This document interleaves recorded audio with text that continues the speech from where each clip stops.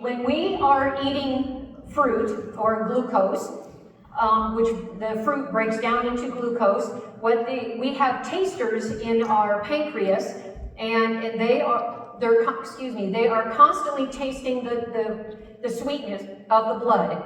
So like multiple times a second, it is tasting our blood. And so as soon as our blood sugars start to rise, and these little taste testers say, oh, okay, our blood sugar is rising, it tells the pancreas to produce more insulin, and now then the insulin then goes into the insulin receptor site. I would point to it, but this doesn't show up here. Yeah, so I can't point to it. But it will, so we see that the glucose will go into the muscles, it goes into the liver. Our liver is a storage unit for our glucose, and then the glucose is taken by the insulin, because the insulin is a key lock, and the insulin receptor site, that blue square in that cell, it is a that would be like your door handle or your door lock into your house. So if you're going to get into your house, you put the key into the lock, you open the door handle, you open the door, all the humans walk into the house, and you close the door behind you. That's the same principle with the insulin and the insulin receptor site. So you put the insulin, the key, into the insulin receptor site, the doorknob, it unlocks it, it creates a reaction, the door opens, all the sugar goes in, when the cell is full, the door closes, blood sugars go to normal again. That's the way it's supposed to happen. But now when we start to lose or gain weight, what happens is on the left-hand side, where you see fat cells, we see that our fat cells are supposed to be kind of flat and squishy. But when we gain weight, and you see the insulin receptor site is a normal door handle there. But now when we start to gain weight to the right, the yellow, and now it becomes really big. When our fat cells start to grow, now we start to grow. And it changes the insulin receptor site. So the shape of the door handle now changes, and now the insulin can't get in. By now you should be saying, wait a minute, why am I taking insulin when there's nothing wrong with my insulin? You see, there's nothing wrong with the insulin. The problem becomes the insulin receptor site. And now when we're eating fruit, and so when we are eating animal products of any kind, it clogs the insulin receptor site, even if it is of a normal shape. Now I've got, not only is it clogged because of all of that saturated fat and the cholesterol, now I've gained weight because the insulin can't get into the muck and gunk of the door lock. And so now I start to gain weight, and my blood sugars start to go up twofold, because one, the normal shape insulin receptor site has clogged, the key can't get in, and then two, now I start gaining weight, my blood sugars start going up, my insulin receptor site starts to change shape, and now I'm doubly in problem. Now I'm in double trouble.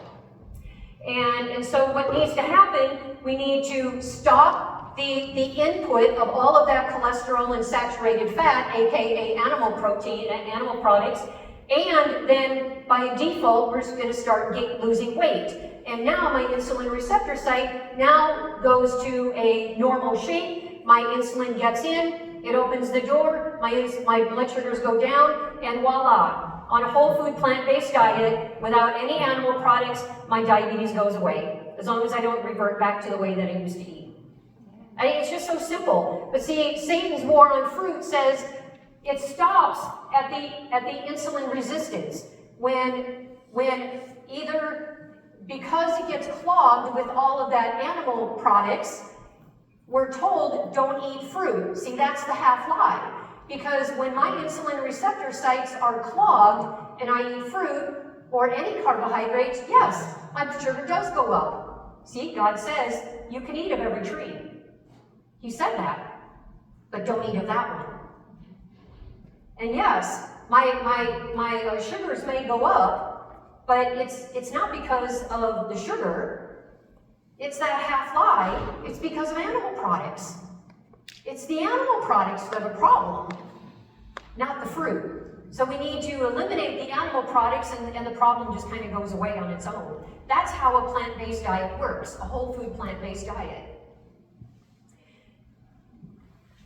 So when we look at inspiration, we can see that this is really important. This all comes out of the spirit of prophecy. We may use fruit freely and in different ways and run no risk of incurring the diseases that are incurred by using the flesh of diseased animals.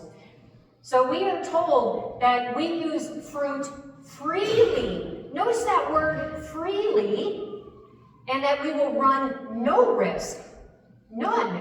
That means that fruit does not cause these animal product diseases. It's the same inspiration.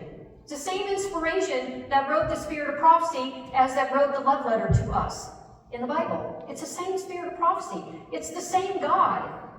So he's telling us that we can use fruit freely. And notice the word freely. And now notice this next one. She, your wife, lacks vitality and needs a generous, strengthening diet. So here's a woman who is weak, and God says use a generous, strengthening diet. And how does he define that? She should have a good supply of fruit and not be confined to the same things from day to day. She has a slender hold on life. That means she is at the end of her life. Who knows, maybe she had stage 4 cancer, I have no idea. But she is diseased, and the wants of her system are far different from those of a healthy person. And we are told our counsel, high fruit. And yet, fruit is one of the first things that is removed from people if they have cancer, advanced cases of diabetes, all sorts of issues. That's the first thing removed. But yet God says different. Let's forget what the world says. Let's focus on what God says. For a dyspeptic stomach, which is indigestion, you may place upon your table fruits of different kinds, but not too many at one meal. I'm highlighting these words because I'm going to show you what a food guide pyramid looks like according to the Bible and the spirit of prophecy. The more we depend upon the fresh fruit, just as plucked from the tree, the greater will be the blessing. A plain, simple, but liberal supply. She never uses these words when it comes to vegetables. As wonderful as vegetables are, she only uses these words reserved for fruit. Fruit only. A fruit diet for a few days has often brought great relief to brain workers. We're talking about a fruit fast here. For a couple of days, all you're eating is just fruit. And I'll tell you, you want some energy?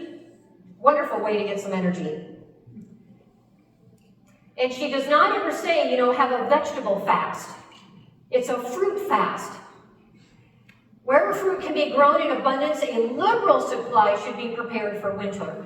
Apples are superior to any fruit for a standby that grows. All should be acquainted with the special value of fruits and vegetables fresh from the orchard and garden. Do not eat largely as salt. You avoid the use of pickles and spiced foods. Eat an abundance of fruit. She doesn't say eat an abundance of vegetables or starches or beans or nuts and seeds. No, she's saying fruit. It would be well for us to do less cooking and to eat more fruit in its natural state. We're talking about just eating raw fruits and vegetables, raw fruit here. In its natural state, let us teach the people to eat freely of fresh grapes, apples, peaches, pears, berries, and all other kinds of fruit that can be obtained. And let these be prepared for winter by canning, using glass as far as possible instead of tin. Let them impart this knowledge as they would Bible instruction. This is Bible instruction. You see, God tells us, right there in Genesis 2:16, that he commands our diet, and that is a high fruit diet. And so this matches with the Bible. It's not like this is some obscure person writing, on who knows what. This is actually, it fits with the Bible, and it fits with the Revelation 22:2, along with the diet of heaven. So it's Bible instruction. Let them teach the people to preserve the health and to increase the strength by avoiding the large amount of cooking that has filled the world with chronic invalids. And how much of our food are we actually eating raw? How many fruits and vegetables are we eating raw, without cooking? The far majority of us have probably 90% of our food is cooked. So if you're looking to reverse disease, prevent disease in yourself or somebody else, here I'm giving you the recipe. It's right from God. It's right from the pen of inspiration. We're given instruction in how to reverse and prevent disease. You see, when I give talks like this, I don't have to do one-on-ones with people, because it's right there with God. And so we see that so even if we're eating a whole food plant-based diet, we need to cut down on the large amount of cooking and start adding more fresh fruits and vegetables, because that's where the power of healing is. Let those who advocate health reform strive earnestly to make it all they claim it is. Let them discard everything detrimental to health. It says everything. It doesn't say most. It doesn't say 99%. It says everything. 100%. One bite, and that's why we are in the mess that we are today. One bite in the Garden of Eden. One bite.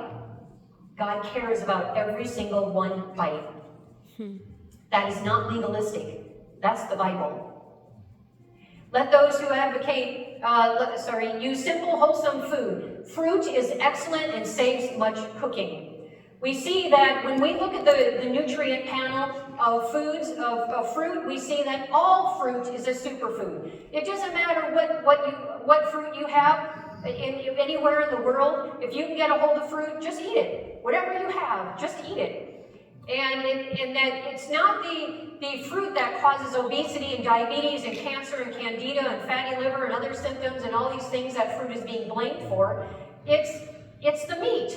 It's the animal products that God tells us that we're not to eat. And if we are eating even clean meat, unless we are eating it kosher, we are already in disobedience, because we are told that we are not to eat the fat or blood of an animal, and that is in the New and the Old Testament. And so we need to look at Satan's lies here, because in 3:1 again, Genesis 3:1, we're told that Satan is very subtle. And he gets right into the health message, right there, right with the command. God commands it, and then Satan is like, oh, nah, God didn't really say that. So Satan is the most subtle of all the beasts, and we need to really pay attention. So inspiration on budgeting. Do not practice economy in this direction. This means that God wants us to spend our money on good, wholesome food and to eliminate all of the other things that we spend our money on. Restrict your meat bills, but have plenty of good fruit and vegetables, and then you will enjoy seeing the hearty appetites with which all will partake of your preparation. Never feel that good, hygienic food that is eaten is lost. It will make blood and muscle and good strength for daily duties. And too many times we think that we have to have animal proteins and milk in order to have big, strong bones and to be healthy. I haven't had any of these for almost 30 years. No meat, no cheese, no animal proteins or dairy, no processed sugars, eggs, nothing for 30 years, almost 30 years now. And so, my husband and I are avid hikers. We hike and we can pretty much beat the best of them. And we are in no lack of strength. We hire young men off farms, farm hands, and this is their livelihood. And they're like 17, 18, 19, 20 years old, and though they may be stronger than me, I always have more endurance than they do. They want to just give up. It's like the hare versus the tortoise, and I just kind of keep on going like the Energizer Bunny, and there's just no stopping me. I am in no lack of need of any energy, of hiking up, I'm hiking up 2,000-3,000 foot elevation mountains, and I'm keeping up with my dog. That's how fast I hike. And so we're also told fruit, if it can be obtained, is the best article of food. It doesn't say vegetables, as wonderful as vegetables are. I'm just trying to make a point here that God is talking about fruit. And let the same amount of money be expended for me, or that is spent on me, to be used to purchase fruit. You see, now God's trying to work with our budget here. And every penny expended for tea, coffee, and flesh meat is worse than wasted. For these things hinder the best development to the physical, mental, and spiritual powers. Where did we get that from? Well, we get that right from the Exodus, that God is trying to get his people off of animal products and right onto manna. We see, let fruit placed on the table in abundance. Make fruit the article of food and diet to be placed on your table. And even if we have helpers at our table, a good supply of good fruit, grains, and vegetables should be prepared nicely in wholesome ways. We are responsible for what we put on our table. We are not responsible for what someone else may bring. We're only responsible for us. So what people bring to potlucks or what they bring, at picnics or something, we just need to leave that with them. That's between them and God. It's not between you and them or me and you. This is we need to each examine ourselves. So the Lord intends to bring his people back. This is back again, to live upon simple fruits, vegetables, and grains. God provided fruit in its natural state for our first parents. In order to know what are the best articles, we must study God's original design for man's diet. The original design, we're going back to Genesis 2:16 and 17. In order to know what are he who created man and who understands his needs appointed Adam his food. Behold, he said, I have given you every herb yielding seed, and every tree in which is the fruit of a tree yielding seed. To you it shall be for food. By precept and example, make it plain that the food God gave Adam in his sinless state here, that's pre-sin, in which is the best for man's use as we seek to regain that sinless state. To me, hello, this is a red flashing light. We're talking about the 144,000 here. Regain that sinless state. We will never recognize that we are sinless. We will always see ourselves as sinful because we are. If we've even sinned one time in our life, we will never compare to Jesus. And every single one of us have sinned multiple times. And so if we are looking to regain Eden, the way that we do it is through appetite. Again, we can never be saved by what we eat, but we can be lost by what we eat. So in grains, fruits, and vegetables, and nuts are to be found all the food elements that we need. So this tells me that this is a super, super important message. Because remember, health reform is just as much about what I don't eat. At the same time, it says what I do eat. At the same time, eat of these trees, but not of that one. So to not eat unclean foods or to give up animal products, see, that doesn't say anything about, that's not a true health reformer. A health reformer is at the same time of what I do and don't eat. A health reformer says I've given up animal products and I've added a high fruit diet and food that comes from the hand of the Lord. So we are told that also, let no one think that he can do as he pleases in the matter of diet. You cannot afford to do otherwise. Let us comprehend these responsibilities and bear them nobly in the name of the Lord. And while sitting at the table, we may do medical missionary work by eating and drinking to the glory of God. How do we do that? You go right back to Genesis 2:16 and 17 that he commanded our diet.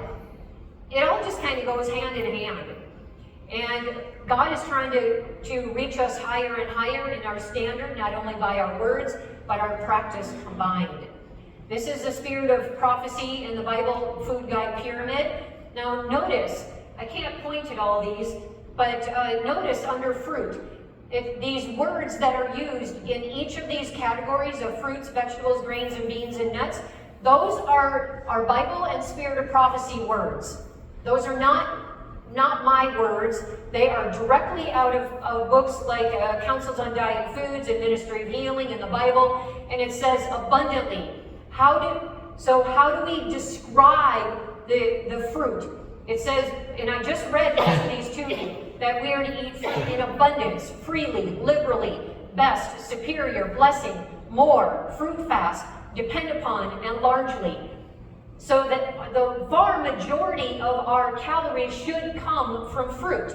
This is God's natural order for us. And then how are vegetables explained? Notice that these are not the same words as fruit. When she describes vegetables, she says largely with fruit. She never uses the word largely with only vegetables. It's only with fruit. And then encourage with fruit, properly prepared, well prepared. Some cannot use them. She doesn't say some cannot use fruit. She doesn't say well prepared fruit. Instead, she says raw fruit. Fruit as it's plucked from the tree. How does she describe grains and beans? With fruits and vegetables, it's the diet chosen for us by our Creator. Some cannot use them, prepare simply and without grease. And then nuts, do not use too much. They're used unwisely. Some are less wholesome than others. Do not use freely. They're too rich, and we are to use between 1/6 and 1/10 of what the recipe calls for. So this is a wonderful lady that I don't know how to. This is a lady who came to my health center in November, and she came to me not being able to walk. We had to carry her into the house. Me and 2 other men had to carry her in.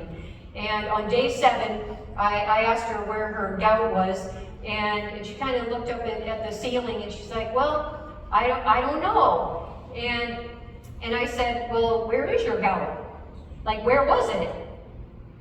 I don't know. And I said, so is your pain gone? And she said, yes. And I said, why are you still in your wheelchair then? And she's like, I don't know.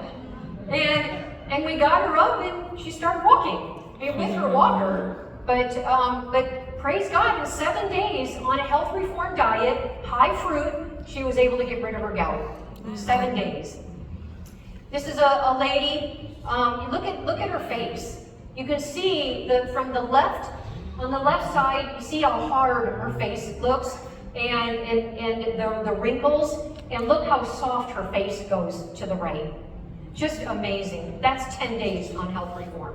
This lady, you can see on the left, you see the wrinkles in her forehead, you see the kind of gaunt look in her eyes, you see the puffiness around her face, and then look at all of that's gone on the right picture. That's 10 days of health reform. Yeah? Yeah, she gave me permission, by the way. So this is that lady. So this was about, I think it was several weeks or a month later that she, this was the one who came to me with the gout. And 7 days later, she's walking with her walker, and within a month, she is walking on her own unassisted, and that's what this video is. Just amazing.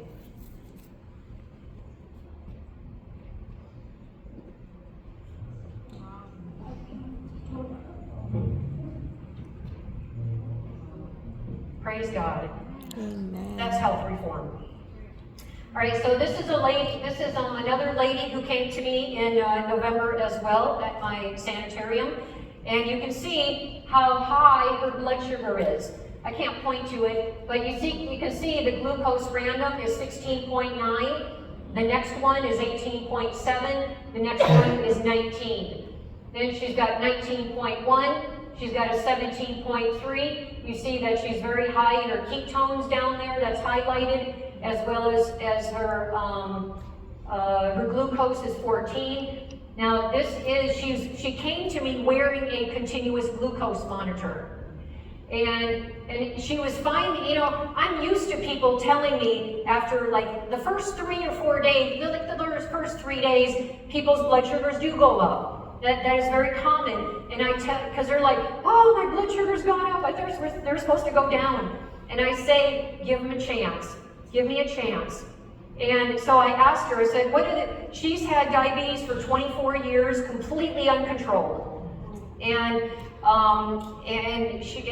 when she came, she was no fruit, no vegetables, hardly anything that was starchy, and high meat and dairy. And I said, so, I just happened, when I was talking to her, so what are the foods that you're really afraid of? Fruit and potatoes.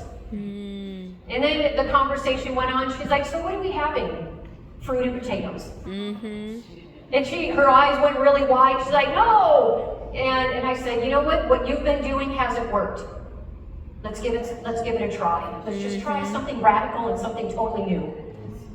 And so by the time she was telling me at like day 4 and 5 and 6 and 7 that her blood sugars are plummeting down on 130 to 150 units of insulin a day, she came to me. And so after 7 days, she's telling me how much she's taking, 15 units now of insulin from 130 to 150. And I finally was like kind of woke up out of my stupor and I was like, hey, wait, you're wearing a glucose monitor. She's like, yeah, I've been trying to tell you that. And I said, well, let me see what your glucose is doing. So you can see on the top, I can't point to it, but in the top you see she's been, for the last 30 days, that she was at my house 7 of those days. And her glucose already came down to 11.6, just in 7 days. And then you see 40% of her blood sugars are in range. You see 24% very high, 36% high, and she's got 1% very low. And then notice it's November 20th. On the very top line, October 22 to November 20th. That's the last 30 days. And notice the next one still has the same date. And so I said, okay, what has your blood sugar been doing on average the last 2 weeks? And 7 of those days are at my house. So she's still November 20th, and her blood sugar dropped to 10.5, 58% in range. And I said, okay, what's it been doing for the last 7 days that you've been at my house?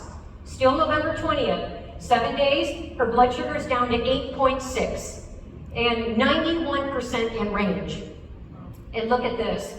And I said, what's the last 2 days? Yesterday and today, still November 20th. Here she is, 8.6, 98% in range. And then the next day, you can see November 21st, I said, okay, what was yesterday and today doing? And you can see that now she's 100% in range. High fruit diet, all off of all animal products, and because of her fear of potatoes, I even served her a baked potato bar. I wanted to just totally shatter her fear of fruit and potatoes. And I do that to all the people with diabetes that come. What's your most fearful fruit or food? Whatever they tell me, that's what we're having. It doesn't matter. Because as long as it's whole food plant-based. And I mean, how amazing is that? That's God's health reform. So I talked about the difference between $2 for that. I mean, that's like, how can we pass that up? For $2, at least I can get my stomach full, right? And that's all it does, just empty calories. All it does is just, give me disease. So unfortunately, this is just somebody that was a random person in front of me in the checkout. And I was like, wow, look at those foods. And then I was looking at my foods and everything on the conveyor belt, everything was plant foods. And then there was this, and I was like, wow, I gotta take a picture of that.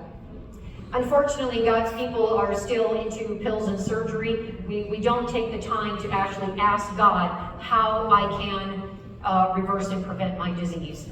Natural law says that we are what we eat.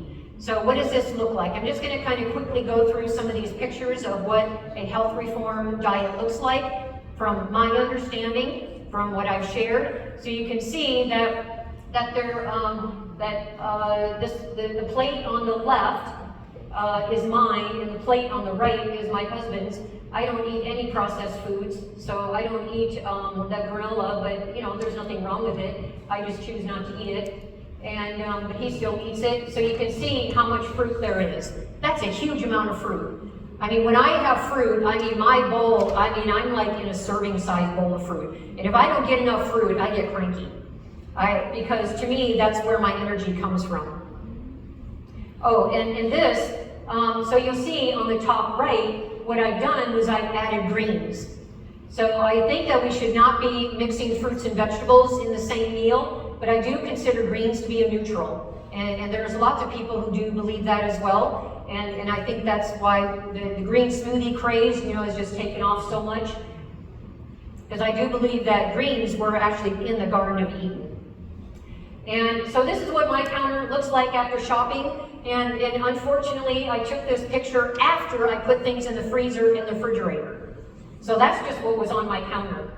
And then we have another, the brown chapati looking is a flat bread made with 100% flax. And then you see, I love to have smoothie bowls. And then on the red plate, that is it's a black bean bread. And then I've got some homemade granola up there with, you see how, and then you see my homemade waffles there. And then up on the right, I've got some millet here. So you see how the starch is it's a side dish. Most people make their starches the main dish. But make your fruit the main dish, and then your starch a secondary dish. So fill up on fruit. And then we've got another smoothies again, and on the bottom right that is a banana split. And for those of okay, so what I do. This is those of you who might want to do like a fruit fast for a couple of days, this is a wonderful way to do a fruit fast. So it's a banana, that red ice cream on the left is 100% raspberries, and then the middle scoop is 100% banana, and that yellow scoop on the right is 100% mango that I've made with my champion juicer with frozen fruit. And once it goes through, it comes out frozen like ice cream. And then the brown gooey stuff that's dripping down is only dates and water. That's it, just dates and water. And then I've got some chopped nuts. And this bread here is 100% buckwheat with some hummus. And you see, those are not small plates. They're giant plates. They're good size. And I do often have a melon cleanse. And then this bread here on the left is 100% oat bread. And you'll see chia on the upper right with dates. I love to have dates with stuffed with peanut butter as as a dessert. And then here's another smoothie. And now that's carob. That carob is actually comes from the time of John the Baptist, because John the Baptist carob is locust. Locust is carob, and so it's a representative of fruit. And I talked about that this morning. And here's a green smoothie, and I love my greens. I have a ton of greens every single day. Just love them.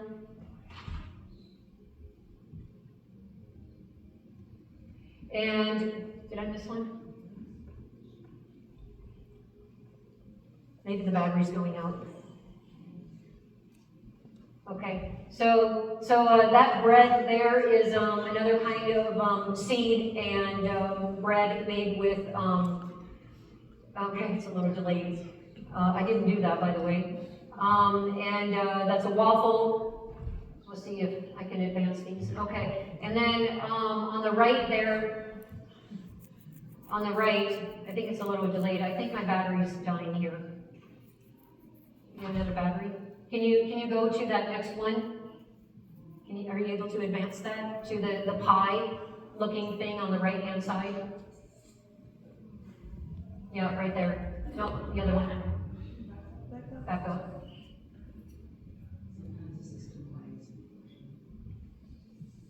So anyway, that's where I shop, right there. No, now you went way beyond.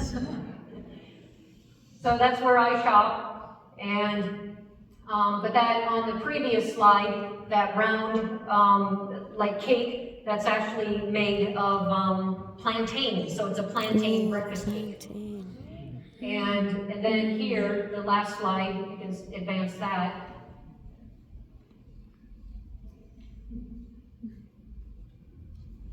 I guess their batteries are out too. So anyway, the last slide then shows some happy people at my table. So those are what some of my meals look like.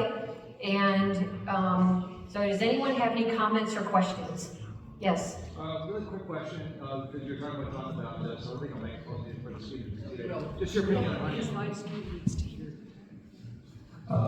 Hi. Just a really quick question, because we were talking about John the Baptist and about the Locusto bean and all that sort of stuff. But what about honey? I'm just kind of curious, because honey is always a little bit, different. Questionable. Yeah. Yeah, so honey is an animal product, so a vegan will not eat honey. From my principles is that, so John the Baptist ate natural honey. It wasn't anything processed, and it came directly from the hive. So when I think that when we buy honey, we need to be extra careful about where we source our honey from, that we know the honey farmer, and we need to make sure that it's sourced responsibly and that the bees are not being abused. We don't often think of bees being abused because they're not being punched in the face, but they are abused because what happens is the bee farmer will take all their honey for at winter, and then they just give them sugar water only. To me, that's abuse. I mean, these bees spend their lives until they die with manufacturing honey. That's all they do. And so I think we have a huge responsibility to make sure that we source our honey responsibly. I do not buy honey from the grocery store. I buy honey only from farmers that I know how they treat their bees, and I know that it's not cut with other things like high fructose corn syrup, that they leave enough honey in the hive for the bees themselves, because as soon as you take all of their honey away and give them sugar water, now they are at increase of risk of all these bee mites and diseases, and now you've got to put antibiotics in their water. And we do not want to participate in that. There's enough animal cruelty around that we just don't want to have anything to do with animal cruelty. And we are told that we had God gave Adam dominion over the animals. And what does that mean? To have dominion means we love them. And it doesn't, just like he has dominion over us, he treats us with love and kindness and tenderness. And so we want to make sure that we extend that to the animal world as well. We have a big responsibility before God for all of the blood that we shed with the animals that we eat. And, to have dominion does not mean, to love them doesn't mean that we chop off their head and then put them in the oven and cook them and eat them. Our stomach is not a graveyard for dead animals.